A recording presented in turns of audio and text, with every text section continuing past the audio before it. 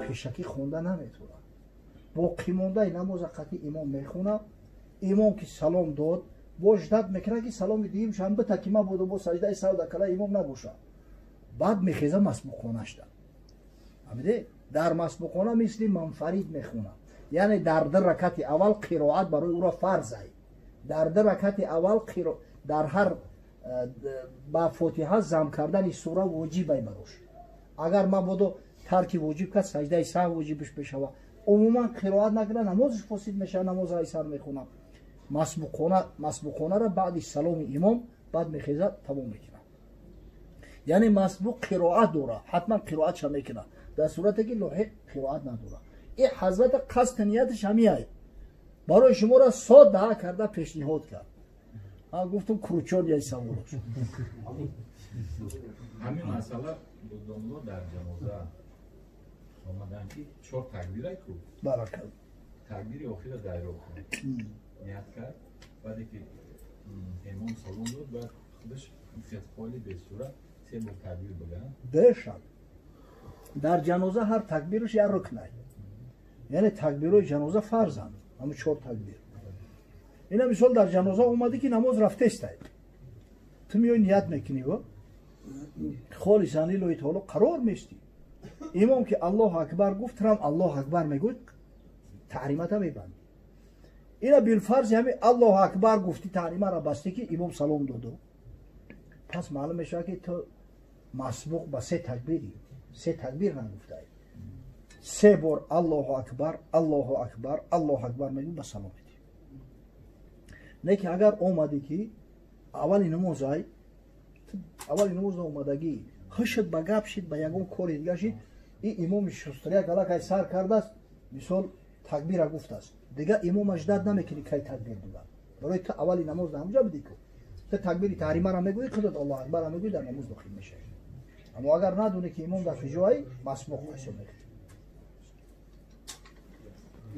خود همه قدر اکای دوملو مصیبت در همین است که در سایت های اینترنت شبکه های اجتماعی هر کس به نام گویم که شخصیت ها میخوان خودشان شهرت بخش کنند در میان مردم.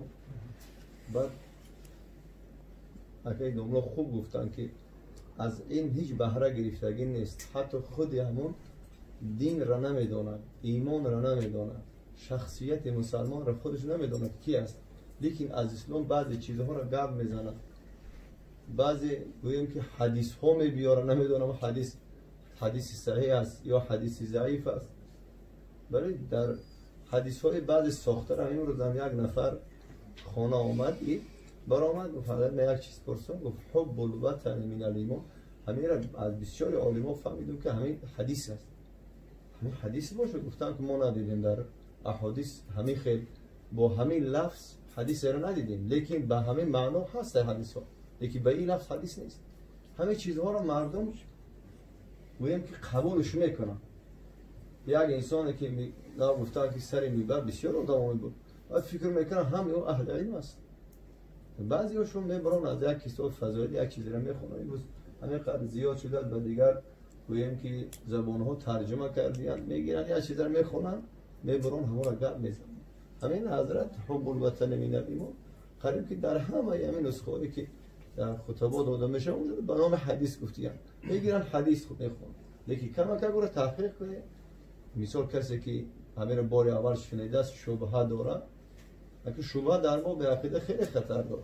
تو در باب مسائل مثال انا بعضی فضایلی حتما با دنبال شوی که تحقیق کنه که همین تو چه اندازه حقیقت داره یا نداره. به هر گفته گفتن ما قبول کردن و فران عالم گفت فران اثر میبابیم خودش جهل است، این خودش گمراهی است. یک سبب اختلاف و دست شدن مسلمان در تمام کره زمین خاص در همین تاجیکستان ما ایران همین است. یک نوار تماشا میکنه یوتیوب رو میپرتم، فیسبوک رو میپرتم، اینستاگرام میپرتم و من تماشاش کردم فلانی آدم گفت. یکی معنی نداره که درست گفته است. ما تحقیق کنیم فهمیم که مثل اکای دوملو برای شخصیت هایی که این شخصیت چون در علم فقه معلوم است پرسان کنیم که تو چه اندازه می حقیقت داره یا نداره. اگر داشت خوب، اگر نداشت شما رأیتون فکرتون عوض کنید او را به دیگر نحو قبولش کنید.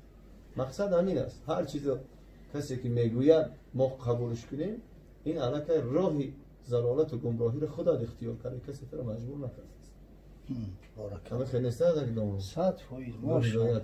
ولی همین مسئله حدیثو را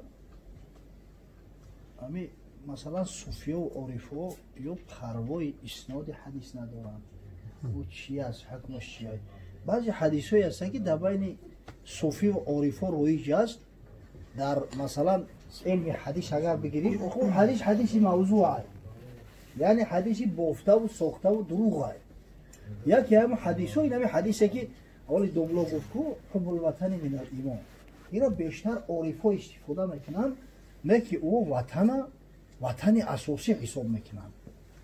اولئک هم الوارثون الذین یرثون الفردوس، وطن میگن هم فردوس است. ولی حضرت مولوی یک قصه داره در مثنوی میگه در وضو هر عضو را ورد جدا آمده است اندر خبر بهر دعا. همین طهارت کردن در اومده است که در وقتی رو شستن چی میگویی، دهن شستن چی میگویی، دست شستن چی میگویی، پا شستن چی میگویی. چون که استنشاق بینی میکنی بوی جنت خواه از رب غنی. و وقتی بنی را میتکی دعا میکنی که اللهم ارحنی رایحة الجنه، خدایا بوی جنت در مشامم برسان. چون که استنجا کنی ورد سخن این باید یا رب تو زینم پاک کن. نگه اگر قفا را که بشوی استنجای آبی کنی مستحب کنی به قول خدمو خد دعا میکنی که خدا پاکیزه و توزه هم که ایمن دور که همه خوب خباییشه.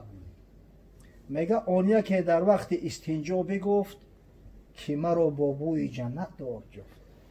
یک آدم به شورا پوتت میکنه. همون وقتی مستحب کریده میگه اللهم ارحنی رایحة الجنه. گفت شیخ خوب ورد آورده ای لیک سوراخ دعا گم کرده ای. یا شیخ همونجا بوده است بچه هم گفت بسیار دعای خوب کردی لیک شکوفی دعا را گم کردی.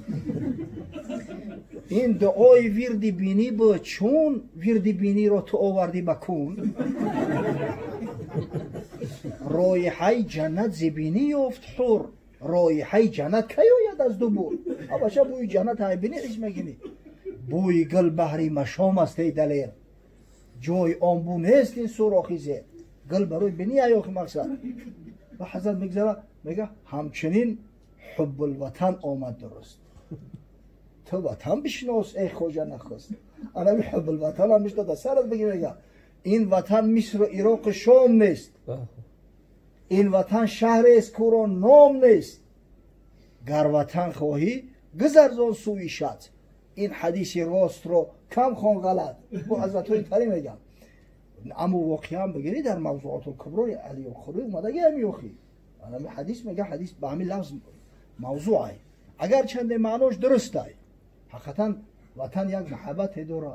ببینید حضرت صلی الله علیه و سلم با وجود اون که از همین مکه اینقدر آزارش دادن پیش کردن که برآمد گفت با خدا قسم گفت مکان مقدس اگر همین مشرکای بدبخت مجبورم نمیکردن من هرگز ترا ترک نمیکردم.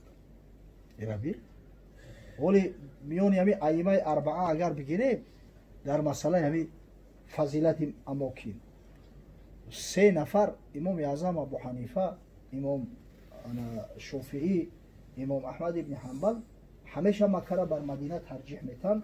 فقط امام مالک همجا خلاف کرده است، مدینه را ترجیح میده همیشه.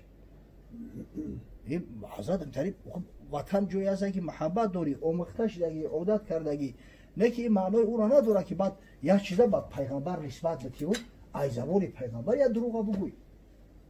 الا من کذب علی متعمدا فلیتبوأ مقعده من النار.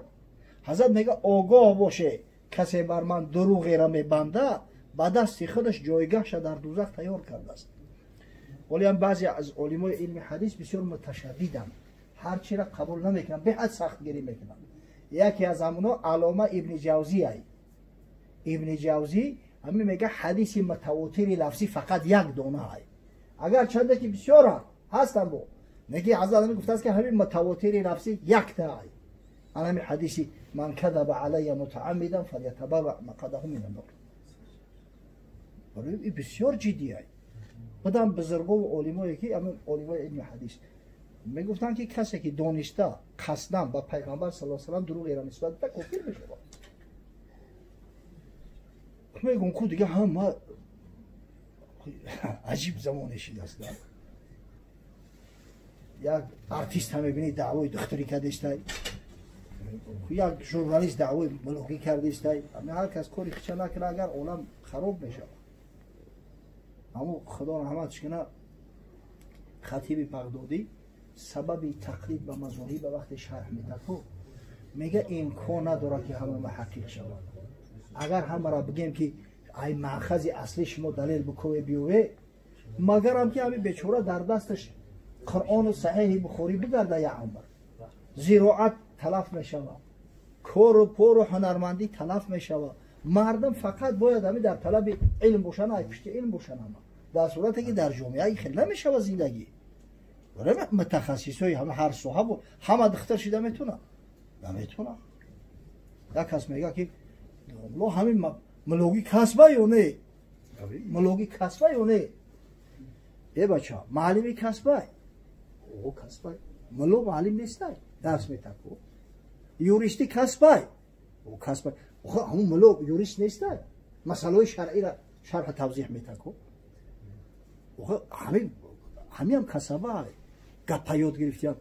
ملوهای پیشینه به مهنت دستی خود چون خوردن ای خونه آباد او ملو که برای پودوانی کنه و زراعت کنه و کشت کنه ای جا ای پسی کتاب میشوه او میاه همین اول شب در سرک شویم نه خوابش میبره. خان بیچاره هم خیلی چور کتاب خون به دست دیگه به همون تقلید کرده و هی بچه ملوهای پیش هر کار کسبه داره. هر کس باید همون کسبه خودش خطی کار کنه. خفتنا جورا انا روزی لو امتی لامرتهم بتاخير العشاء الى ثلث الليل. اگر بر امت مشقت نشود هر اینا امرشون میکردم که نماز خفتن تا 3-1 شب تاخیر کنن با بخونن. اما فقها اتفاق دارن که بعد نصف شب یعنی بعد 12 بگیم خوندن نماز خفتن کراهیت داره. ای کراهیت حالی نیست. حالی ما انشالله همین ای وقتی مستحبیش 10 دقیقه دیگه داریم سپید میکنیم. الحمد لله الذي اطعمنا وسقانا وكفانا وأغوانا وهو سيدنا ومولانا. اللهم ارحم صاحب هذا الطعام والآكلين كلهم اجمعين. اللهم اوصلنا الى جميع مقاصدنا وتب علينا انك انت التواب الرحيم برحمتك. الله اكبر.